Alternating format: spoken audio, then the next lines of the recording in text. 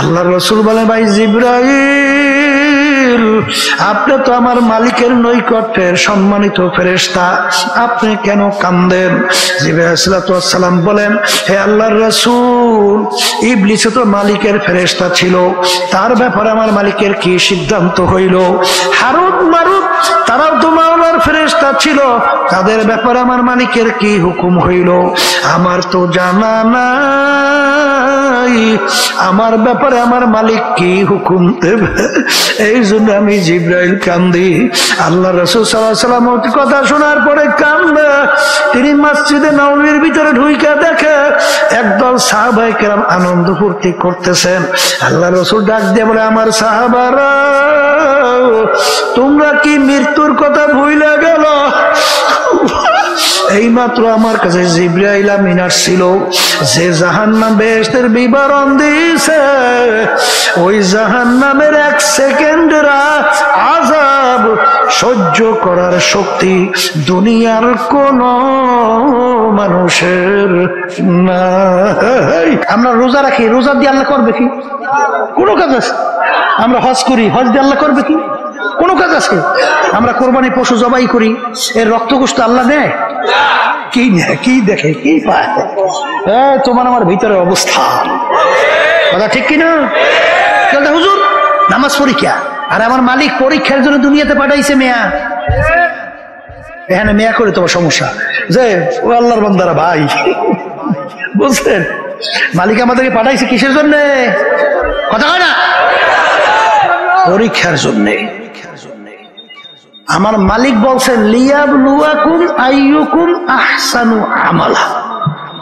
আমি পরীক্ষার জন্য পাঠাইছি, আমার হুকুম অনুযায়ী কেটা করো আর কেটা করো না। এই জন্য আমি স্বাধীনতা দান করছি। পরীক্ষার ফলে ছাত্রছাত্রী পরীক্ষা দেয় 3 ঘন্টার জন্য, ওখানে কোনো বাধা নিষেধ আছে? যা মনে করে তা লেখে, বাধা দেওয়ার কোনো আইন আছে? তাহলে পরীক্ষার হলে স্বাধীনতা দিয়া আমার মালিক বলতেছে, এইটা কর, এইটা করিস না, আমি দেখবো আমার কথা মানো কিনা।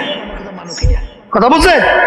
যারা মানবে আমার মালিক তাদের জন্য বেশারা সুসংবাদ, তোদের জন্য আমি মেহমান খানা বানাইয়া সাজাই আমি অপেক্ষা করতে আছি।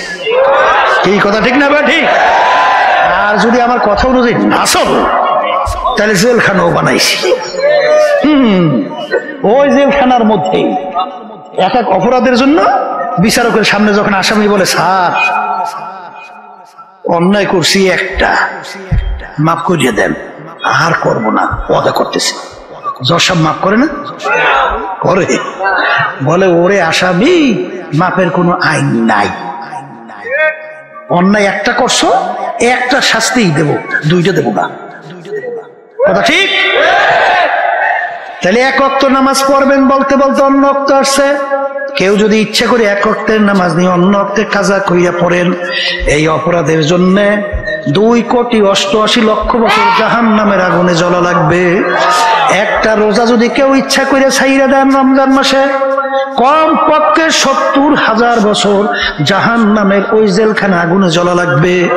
কেউ যদি ইচ্ছা করে একটা মিথ্যা কথা বলেন, একটা কবিরা গুনাহ হবে, আর একটা কবিরা গুনার জন্য কমপক্ষে 7,000 বছর জাহান্নামের আগুনের ভিতরে জ্বলতে হবে। কেউ যদি যেই মহিলাদের সঙ্গে দেখা দেওয়া জায়েজ নাই, সেই মহিলাদের সঙ্গে যদি ইচ্ছা করে দেখা দেন, একটা কবিরা গুনাহ হবে, আর একটা কবিরা গুনার জন্য কমপক্ষে 7,000 বছর জাহান্নামের আগুনে জ্বলতে হবে। এ আল্লাহর বান্দারা, আল্লাহ রাসূল সাল্লাল্লাহু আলাইহি ওয়াসাল্লাম বলেন, কেউ যদি হারাম মালের দ্বারা রক্ত এবং গোশত তৈরি হয়, তার জায়গা জাহান্নাম ছাড়া হবে না।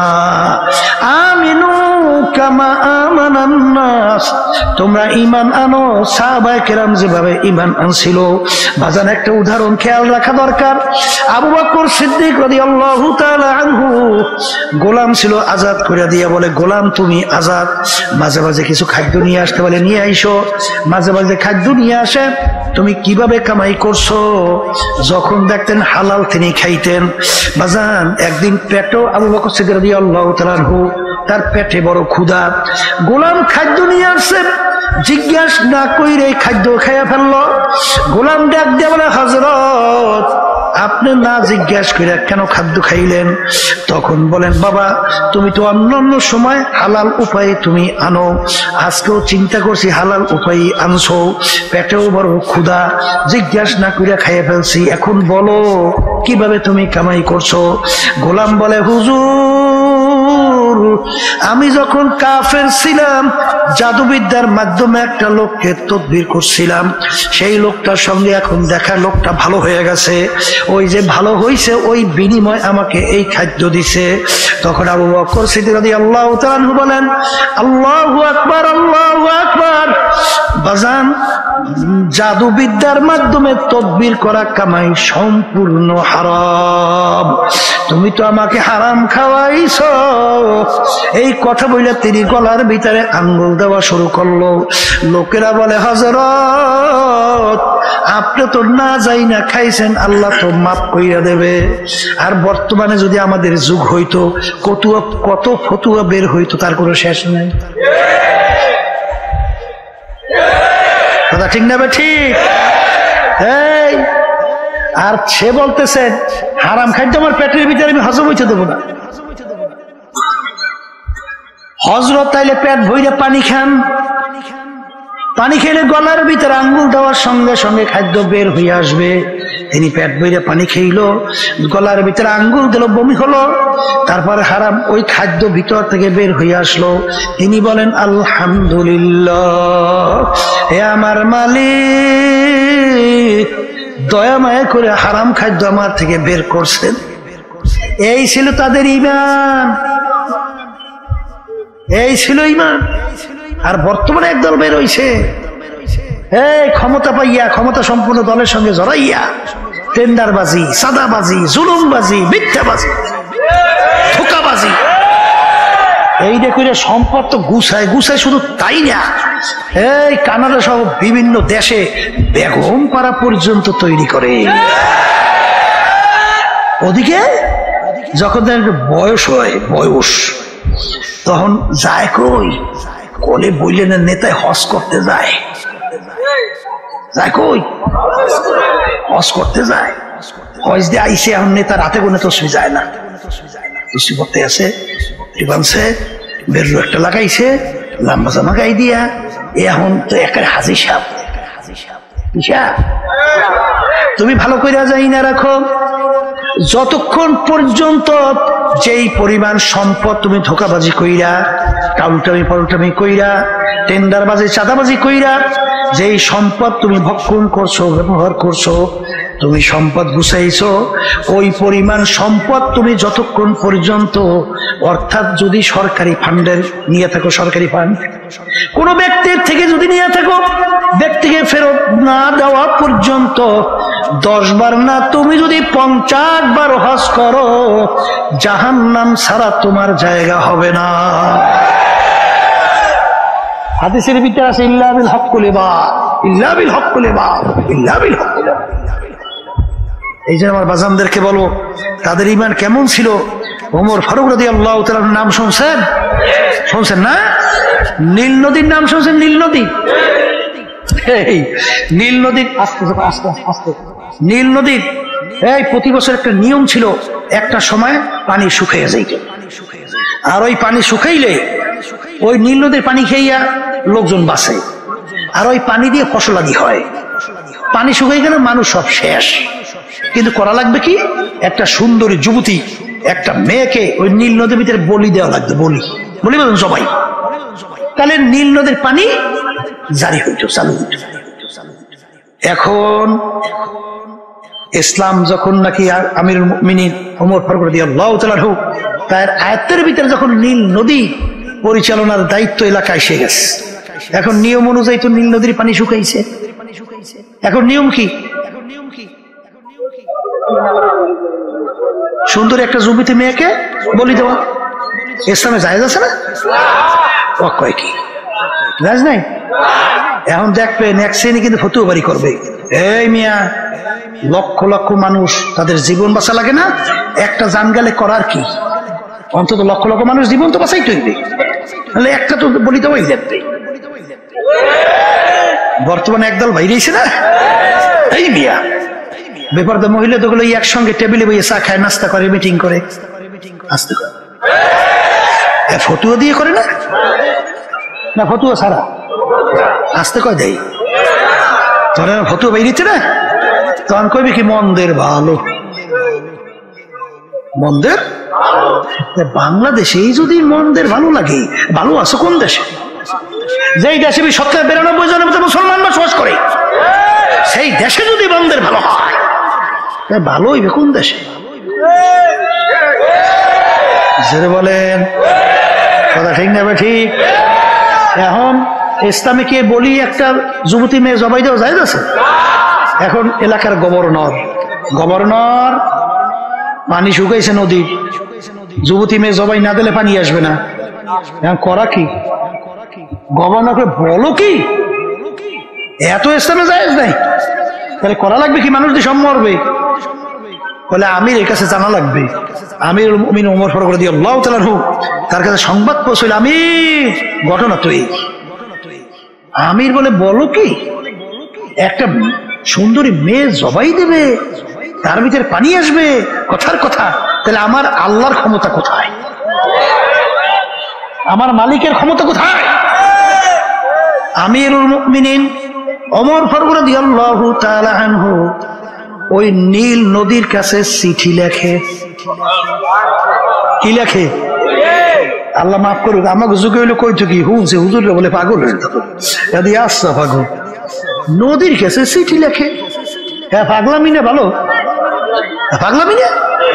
নদীর কাছে চিঠি লেখে, নীল নদী, তুমি যদি আল্লাহর হুকুমে জারি হও, তুমি জারি হইয়া যাও, আর যদি আল্লাহর হুকুমে জারি না হও, তোমার পানি আমাদের লাগবে না। Direct action. চিঠি নিয়ে নদীর ভিতরে ফেলাইল। যখন চিঠি নিয়ে নদীর ভিতরে ফেলাইল, কথার কথা, পানি ফালাইতে চিঠি দেরি, সুমসুম কইরে পানি আইসা নীল নদ পরিপূর্ণ পানি। ওই যে নীল নদী বর্ষে আসুদ আর শুকায় নাই, এর নাম হইল ঈমান। কথা বুঝেন? ওয়ালা নাবলুয়ান্নাকুম, আমার মালিক বলেন অবশ্যই অবশ্যই তোমাদেরকে পরীক্ষা করবই করব। পরীক্ষা পাস না কই বেহেশত যাওয়ার কেউ আশা করিয়েন না। কথা ঠিক না? ঠিক। এই জন্য ভাইদেরকে বলো, পর্দা আলে মা বোনদেরকে বলবো, কি পারিবারিক ব্যাপারে মালিকের হুকুম পালন করা লাগবে, এই সাধ্য অনুযায়ী চেষ্টা করা লাগবে। আল্লাহ আমাকে আমাদের সবাইকে তৌফিক দান করুন। এই আল্লাহর বান্দা, ব্যবসা ক্ষেত্রে মালিকের হুকুম নাই? আমার মালিক কি বলছেন? আহাল্লাল্লাহুল বাইআ ওয়া হারামার রিবা, তোমাদের জন্য আমি ব্যবসাকে হালাল ঘোষণা করলাম, সুদ তোমাদের জন্য আমি হারাম ঘোষণা করলাম। আল্লাহ মাফ করুক, বর্তমানে অনেক নামাজি, অনেক মুসল্লি, অনেক হাজি দেখা যায় সম্পদ বাড়াবার জন্য, ব্যবসাকে বাড়াবার জন্য সুদের সঙ্গে ব্যবসা মিশ্রণ কইরা চালায়। নাউজুবিল্লাহ জোরে কম। যার ভিতরে একটু ঈমান আছে, যে পরকাল বিশ্বাস করে, যে আল্লাহকে বিশ্বাস করে, সুদের 70টার মতো গুনাহ, এর ভিতরে 70 গুনাহ নাউজুবিল্লাহ, ঘৃণা জমাবার জন্য মায়ের সাথে অপকর্মের চেয়েও ঘৃণিত গুনাহ হলো 70 গুনাহ। এত বড় ভয়াবহ গুনাহ সুদের। এই হারামে আরাম আছে? আপনাদের এলাকায় সুদ তো থাকারই কথা, আমাদের এলাকায়ও আছে। যেই করে সুদের সাথে জড়িত, আমি পরীক্ষা করে দেখছি 100টার মধ্যে 100টা অশান্তি, একেবারে অশান্তি আর অশান্তি, শান্তি বলতে নাই। জোরে বলেন, কথা ঠিক কিনা? আর মেয়ে অন্তরে শান্তি হলো বড় শান্তি, কথা ঠিক না? আর ব্যবসাকে আল্লাহ হালাল ঘোষণা করছেন। এই যে সদিকিন ব্যবসায়ী হবে, সৎ ব্যবসায়ী হবে, আল্লাহ রাব্বুল আলামিন তাকে নবীদের সঙ্গে হাসর করাইবেন, সিদ্দিকিনদের সঙ্গে হাসর করাইবেন। কি ঠিক না? তাহলে ব্যবসা ক্ষেত্রে আল্লাহর হুকুম আছে না? রাজনৈতিক ক্ষেত্রে আমার মালিকের হুকুম আছে না নাই? অনেকে কিন্তু এই ভুলটা এখনো যায় না। আবার সব ওলামায়ে কেরাম আমরা ঠিক মতো আলোচনা আল্লাহ জানে করতে পারি কিনা তাও কইতে পারি না। এই অনেকে রাজনীতির ব্যাপারে মনে হয় ইসলামের নাই, এরকম একটা ভাবই দেখায়। কথা ঠিক না বেটি? আমি বাজানদেরকে সংক্ষেপে বলি, এই আমরা নামাজ পড়ি কার হুকুম পালন করি? আল্লাহ কি বলছেন? আকিমুস সালাহ। নামাজ পড়তে কইছে না প্রতিষ্ঠা করতে কইছে? কি করতে কইছে? প্রতিষ্ঠা করতে কইছে। আচ্ছা, এই জন্য আমরা নামাজ পড়ি না? তাহলে মালিক যে বলছেন তোমরা নামাজ প্রতিষ্ঠা করো, সেই মালিকই তো কোরআনুল কারীমের বলছেন আকিমুদ্দিন। তোমরা দিন কি করো না? আল্লাহ বলছে তুমি নিজে ব্যক্তি দিন অনুযায়ী চলো, এটা বলছে? কি বলছে? দিন প্রতিষ্ঠা করো, নিজে, পরিবার, সমাজ, রাষ্ট্রের ভিতরে দিন প্রতিষ্ঠার জন্য সাধ্য অনুযায়ী চেষ্টা করো। এই যে আমাদেরকে যত গালি দেন আর যা করেন, আমরা রাজনীতি করি কে বুঝলেন? রাজনীতি করি আল্লাহর হুকুম পালন করি। কথা ঠিক এটা? আল্লাহর বান্দারা, আলিয়াউমা আকমালতু লাকুম দীনাকুম ওয়া আতমামতু আলাইকুম নি'মাতি ওয়া রাদিতু লাকুমুল ইসলামা দীনা। কথা ঠিক কি না? তাহলে দিন পরিপূর্ণ, দিনের ভিতরে বাড়তি কম থেকে কোনো দিক নাই। তাই দিন আসছে শুধু ব্যক্তি কেমনে চলবে এই যে শিক্ষা দেওয়ার জন্য না? পরিবার কেমনে চলবে, সমাজ কেমনে চলবে, রাষ্ট্র কেমনে চলবে, এই আন্তর্জাতিক ভাবে কিভাবে তোমার সম্পর্ক থাকবে, এর সব শিখাবার জন্য দিন আসে নাই? হ্যাঁ, ওই এক এই খ্রিস্টান না জানি বিজাতি এক মুসলমানকে প্রশ্ন করলো, তোমাদের নবী একেবারে নিম্নমানের, একেবারে নিচু শ্রেণীর নবী। নাউজুবিল্লাহ কন্যা বলে তা কেমনে? বলে তাকে আমার নবীর নিম্ন শ্রেণী কি? বলে তোমাদের নবী পায়খানা প্রস্রাবে কেমনে যাইতে হয়, কি দোয়া পড়তে হয়, পায়খানা প্রস্রাব নিয়ে আলোচনা করে। তাহলে পায়খানা প্রস্রাবের কি একটা নিম্নমানের জিনিসটা, এইটা নিয়ে যে আলোচনা করে, তাহলে সে নিম্নমানের লোক। নাউজুবিল্লাহ। তখন মুসলমান বলতেছে কপাল পোড়া, আমার নবী যে বিশ্ব নবী, তার বাস্তব হলো এইটা। বলে তা কি? আমার নবী একেবারে নিচ থেকে নিচ, ছোট থেকে ছোট, একেবারে উপর থেকে উপর, শেষ পর্যন্ত একেবারে কিভাবে মানুষটা দুনিয়া জিন্দেগি চালাবে, এই সব বিষয়ের উপরে আমার নবী একটা শিক্ষা দিয়েছে। তাহলে যে সব বিষয়ে একটা শিক্ষা দেয় সে বিশ্ব নবী। এই কথা ঠিক না ভাই? ঠিক। এই জন্য আর ভাইদেরকে বলো, পর্দা আলে মা বোনদেরকে বলবো, মনে করছেন আমরা কি বুঝি না মিয়া? এই রাজনীতি পথ, এটা যে একটা পিচ্ছিল পথ, কাঁটাযুক্ত পথ, এটা আমরা বুঝিনি মিয়া, এটা আমরা বুঝিনি। আজকে ইসলামী আন্দোলন বাংলাদেশের প্রায় 36 বছর বয়স পার হয়ে যাইতেছে, একটা এমপিও আমাদের দল থেকে সংসদে আছে, কথা কয় না। আমরা বুঝি দুই একটা এমপি একটু এদিক ওদিকে চোখ ঘুরাইলে হ্যাঁ বুঝি পাই না, না পাই না। আপনারা বুঝবেন তো আমি জানি, আপনারা তো বুঝবেন না।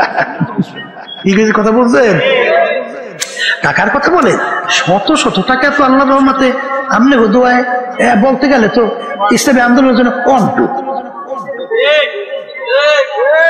আপনারা বুঝবেন না। এত আল্লাহর রহমতে আমি বুঝি, আমি জানি সব কথা। কি কইছে বুঝেন নাই? এই সাপ সাপ জানাইয়ে দিছি, রাজনীতি করি ইসলামের জন্য, দেশের কল্যাণের জন্য, মানবতার কল্যাণের জন্য, কোন এমপির জন্য, কোন মন্ত্রিত্বের জন্য, কোন সম্মানের জন্য, কোন সম্পদের জন্য রাজনীতি করি না। আর ওই লোক দেখাই আল্লাহর রহমতে আপনাদের দোয়ায় কোনো কাজ হবে না। আলোচনা করতেছিল তখন আমি বলতেছিলাম কিছুদিন আগে, আমি বলছি এখন যদি ঘোষণা করেন আপনি প্রধানমন্ত্রী, এটা যদি এখন ঘোষণা করেন আমি কি প্রধানমন্ত্রী, আল্লাহর রহমতে আপনাদের দোয়ায় এখন যে আমার দিলের হালাত, প্রধানমন্ত্রী ঘোষণা করার পরও আল্লাহর রহমতে এক কিঞ্চিত মনে হয় নড়চড় হবে না ইনশাআল্লাহ, আল্লাহর রহমতে আপনাদের দোয়ায়। কথা ঠিক না ভাই? ঠিক। এই জন্য আমার ভাইদেরকে বলা পর তাহলে মা বোনদেরকে বলবো, কারণ বোঝেন নাই, কোরআনুল কারীম সত্য, আসতে কয়। এখন দুনিয়া সম্পর্কে একটু চিন্তা মোরাকাবা মানুষ করবে না? আখিরাত সম্পর্কে একটু মোরাকাবা চিন্তা মানুষ করবে না? হাকিকত সে তো দুনিয়া বেখবর হ্যায়, দুনিয়া কি নুমাইশ পর নজর হ্যায়। হে বাদশার দলেরা, বড় লোক আমার বাজানরা, হে বড় বংশের আমার বাবারা, হে সৌন্দর্য বিভিন্ন কায়দায় সম্মানিত আমার বাবারা, হে মেম্বার চেয়ারম্যান এমপি মিনিস্টার আমার বাবারা, হে পীর মুফতি মুহাদ্দিস আমার বাবারা, হে বড় বড় সম্পদের মালিক আমার বাবারা, মাঝে মাঝে একটু চক্ষু বন্ধ করো, একটু মুরাকাবা করো, একটু চিন্তা করো। ফেরাউন মাওলার সঙ্গে চ্যালেঞ্জ দিয়া খোদাই পর্যন্ত দাবি করছিল বাজান, এত বড় শক্তিধর দুনিয়ার ভিতরে থাকা অবস্থায় বনি ইসরাইলের ছেলে সন্তানগুলো ধৈরা ধৈরা জবাই করছিল। এত বড় শক্তিধর জালেম, আরে ওকে আমার মালিক দুনিয়া এত আরামে রাখছিল। ইতিহাসের ভিতরে দেখা যায় 750 বছর পর্যন্ত এর ভিতরে একটু সর্দি জ্বর হয় নাই। এত আরামে আমার মালিক ওকে দুনিয়ায় রাখলো। ওর এত বড় পাওয়ার, আমার মালিক ওকে এমন ক্ষমতা দান করলো, নীল দরিয়ার পানি ওর কথায় ভাটা জোয়ার হয়।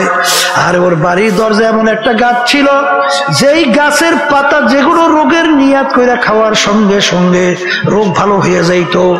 এত বড় শক্তিধর। যখন ওর হায়াতের বেড়া পার হইয়া গেল, আমার মালিক ওকে নীল নদীর ভিতরে ফালাইয়া এরপরে চুবাইয়া চুবাইয়ার পর আমার মালিক মারছে। যেটা বলে কথা ঠিক না বেঠি? সাদ্দাত মাওলার সঙ্গে চ্যালেঞ্জ করলো, আরে মালিকের বেহেশতে যাবে না, ওর কথিত নতুন বেহেশত তৈরি করলো। সাদ্দাতের বেহেশত কমপ্লিট দেখার জন্য দলে বলে যখন গেল, যাইয়া দেখে বেহেশতের দরজায় বাজান বুড়া দাঁড়াইয়া আছে। এই বুড়াটা কে? বুড়া ডাক দিয়া বলে, সাদ্দাদের আমি আজরাইল আছি তোর জান কবজ করার জন্য। আস্তে জানটা নিয়ে গেল, ধকটা জমিনে পইরা রইল। কই সাদ্দাদের সম্পদ, কই সাদ্দাদের সম্মান, কই সাদ্দাদের বেহেশত? এখন তাকাইয়া দেখো, সাদ্দাত ধারাশ হইয়া দুনিয়ার ভিতরে জমিনের ভিতরে পইরা রইল। বাজান ইতিহাস পইরা দেখো, তাম দুনিয়ার মোট 4 জন লোক রাজত্ব করলো। এর ভিতরে 2 জন মুসলমান, 2 জন অন্য জাতি।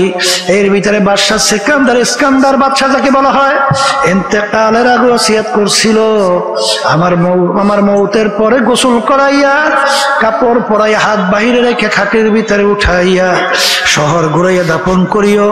তিনি বললেন, কেন? যে তাম দুনিয়ার মানুষ দেখবে, তাম দুনিয়ার বাদশাহী করলাম, কিন্তু আমি যখন কবরে রওনা করলাম একেবারে 2টা খালি হাত নিয়ে কবরে রওনা করলাম, আর কিছুই নিতে পারলাম না। এ বড় লোক আমার বাবারা, কার জন্য জীবন শেষ করতেছো? কোন দলের জন্য, কোন নেতা নেত্রীর জন্য? একটু মাঝে মাঝে চক্ষু বন্ধ করো, মুরাকাবা করো। বাজান আমি ফরিদপুর গেছিলাম, একজন আমাকে বলতেছিল, হুজুর এই ফরিদপুরের এলাকায় বড় ধনী মানুষ, সে যখন মারা গেল যত অন্ধকার হইয়া আসতেছে, ঘরের ভিতর থেকে ডাক দিয়া বলে তাকে রাত্রে ঘরে রাখা যাবে না। ছোট ছোট বাচ্চারা মরা লাশ দেখলে ভয় পাইবে। মসজিদের ভিতর থেকে খাট বের কইরা তাকে খাটের ভিতরে উঠাইয়া সারা রাত নিয়ে মসজিদের বারান্দায় ফালাইয়া রাখলো। তার কষ্টের কামাই করা টাকার বাড়ি তাকে জায়গা দেয়। এ বড় লোক আমার বাবারা, আর দুনিয়া দারুল মেহনে ওয়াল বালা, দুনিয়া বালা মুসিবতের জায়গা, কষ্ট ক্লেশের জায়গা। বাজান এই গরমে ঠান্ডা, এই ছেলে কথা শুনে না, মেয়ে কথা মানে না। বাজান রোগ ব্যাধির কোনো শেষ নাই, বাজানের আরে শত্রু মৃত্যুর কোনো শেষ নাই। এরকম করতে করতে করতে করতে হরদার একদিন তোমার বাড়ির পাশের মসজিদের মাইকে ঘোষণা হইতে থাকবে, বাড়িওয়ালা নাই রে বাড়ি, নাই রে দুনিয়াতে। হে বড় লোক আমার বাবারা, হে পর্দার আড়ালের মা বোনেরা, দুনিয়ার ভিতরে কোন দুনিয়ার পিছনে পড়ছো? হাকিকত সে তো দুনিয়া বে খবর হ্যায়, দুনিয়া কি নুমাইশ पर नजर है। বাজার কিছুদিন আগে দেখছিলা এক বড় ধনী ব্যাংকার মারা যাওয়ার পরে দুই ছেলে তার দাফন কাপড়ের ব্যবস্থা না কইরা তার লাশ নিয়ে গাড়ির গ্যারেজের ভিতরে ফালাইয়া রাখলো। বাজান দুই ছেলে বাপের রাইখে যাওয়া সম্পদ নিয়ে মারামারি করে, কাটাকাটি করে, ঝগড়া করে, কার চেয়ে কে বেশি সম্পদ নেবে। ওদিকে বাপের লাশ কইলা পয়সা যায়, দাপন কাপনের কোনো খবর নাই। এলাকার লোকজন চাঁদা ধইরা তারপর তার দাপন কাপনের ব্যবস্থা করলো। এ কপাল পোড়া, কার জন্য এই সম্পদ রাইখা যাও? সন্তান যদি দিনদার আল্লাহওয়ালা না হয়, সন্তান তোর জন্য তোর কবরের পাশে যাইয়া দুই হাত তুইলা দুই চোখের পানি ছাইরা আমার মালিকের দরবারে রব্বির হামহুমা কামা রব্বায়ানি সগীরা, তাও বুঝি তোর কপালে জুটবে না রে কপাল পোড়া। এ কবরের যাত্রীরা, দুনিয়ার ভিতরে এমন কোন জাতি নাই যেই জাতি পরকাল বিশ্বাস করে না। হিন্দুরাও করে, খ্রিস্টানরাও করে, অন্যান্য বিজাতিটাও করে, কিন্তু মুসলমান আমরাও করি। কিন্তু বাজান আজ পর্যন্ত মুসলমান জাতি ছাড়া অন্য কোন জাতি দুনিয়ার মধ্যে বুক ফুলাইয়া গলা টান কইরা কেউ কিন্তু দুনিয়ায় টেকতে পারে নাই। আমরা মুসলমান জাতি গলা ফুলাইয়া বুক টান কইরা আজকে দুনিয়ার ভিতরে চ্যালেঞ্জের মাধ্যমে বাইচা আছি। কপাল পুরোনাম ভালো কইরা মনকে বুঝাও। আজকে মুসলমানের ঘরে জন্মগ্রহণ কইরা খোদা না কাস্তা, খোদা না কাস্তা কিয়ামতের ময়দানে যদি জাহান্নামের শিকল হাতে পায় লাগে, এর সে কপাল পুরার সারে জাহানে হইতে পারে। এই যে আমার বাজানদেরকে বলবো, পর্দা আলে মা বোনদেরকে বলবো, বাজান দুনিয়া কিন্তু খুব চাকচিক্যময়। বাজান জিবরাইল আলাইহিস সালাতু ওয়াস সালাম আল্লাহ রাসূলের সঙ্গে দেখা করার জন্য আসলেন।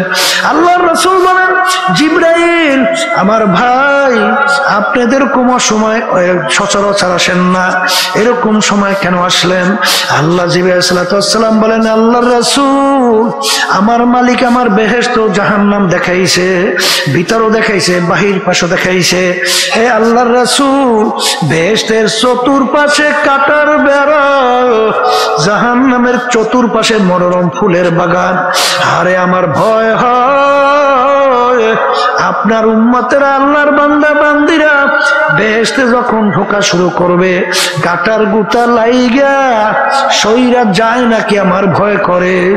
আর জাহান্নামের চতুর্পাশে যেভাবে ফুলের বাগান তৈরি করা, এমন মনোরঞ্জন, ওই বাগানে ঢুকলে আর বের নাও হইতে পারে, আমার ভয় করে।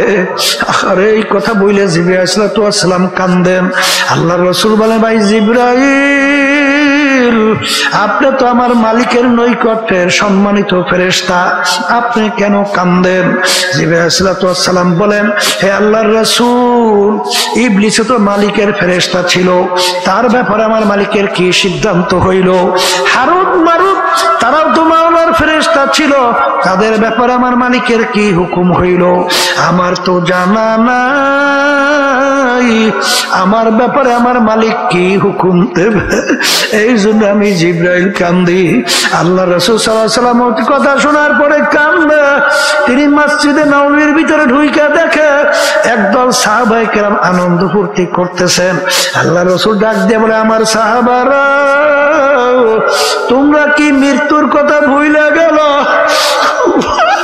এইমাত্র আমার কাছে জিবরাইল আমিন আসছিল, যে জাহান্নাম বেহেশতের বিবরণ দিয়েছে, ওই জাহান্নামের এক সেকেন্ডের আযাব সহ্য করার শক্তি দুনিয়ার কোন মানুষের নাই।